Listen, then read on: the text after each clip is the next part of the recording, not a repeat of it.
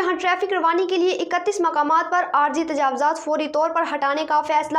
تجاوزات operation میں کسی غریب کی ریڑھی کو نہ اٹھایا جائے، سڑک پر ریڑھیاں کھڑی کرنے کی نشاندہی کے لیے لائنیں لگا دیں۔ وزیر اعلیٰ مریم نواز کی ٹریفک جام کی صورت میں وارننگ کے لیے سکرینیں نصب کرنے کی ہدایت۔ مزید تفصیلات بیورو چیف لاہور میاں کبیر احمد کی اس رپورٹ میں۔ وزیر اعلیٰ مریم نواز شریف نے ٹریفک قوانین کی خلاف ورزی کی نشاندہی کے لیے آرٹیفیشل انٹیلیجنس ٹیکنالوجی کا استعمال کرنے کی منظوری دے دی۔ لاہور میں پہلے مرحلے میں موٹر سائیکل کا ہیلمٹ اور گاڑی میں سیٹ بیلٹ نہ پہننے پر آرٹیفیشل انٹیلیجنس مانیٹرنگ کے ذریعے ای چالان ہوگا۔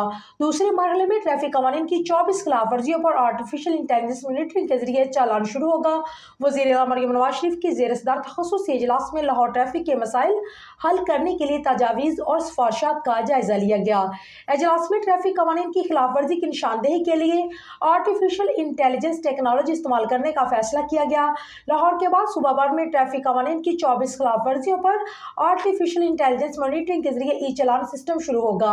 اجلاس میں ٹریفک کی روانی میں بہتری کے لیے 31 مقامات پر عارضی تجاوزات فوری طور پر ہٹانے کا فیصلہ کیا گیا۔ وزیر اعلیٰ مریم نواز شریف نے ہدایت کی ہے کہ کسی غریب کی ریڑھی نہ اٹھائی جائے، ریڑھیاں کھڑی کرنے کے لیے لائن لگا دی جائے۔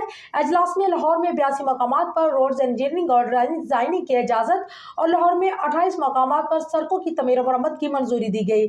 88 مقامات پر ون وے کی خلاف ورزی روکنے کے لیے ٹائر کلر لگائے جائیں گے۔ وزیر اعلیٰ مریم نواز شریف نے ٹریفک جام کی صورت میں وارننگ کے لیے سکرینیں نصب کرنے کی ہدایت جاری کر دی۔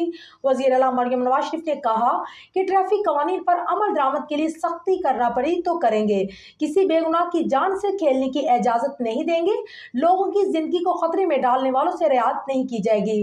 مہذب معاشرے میں ٹریفک قوانین کی خلاف ورزی کو اچھا نہیں سمجھا جاتا۔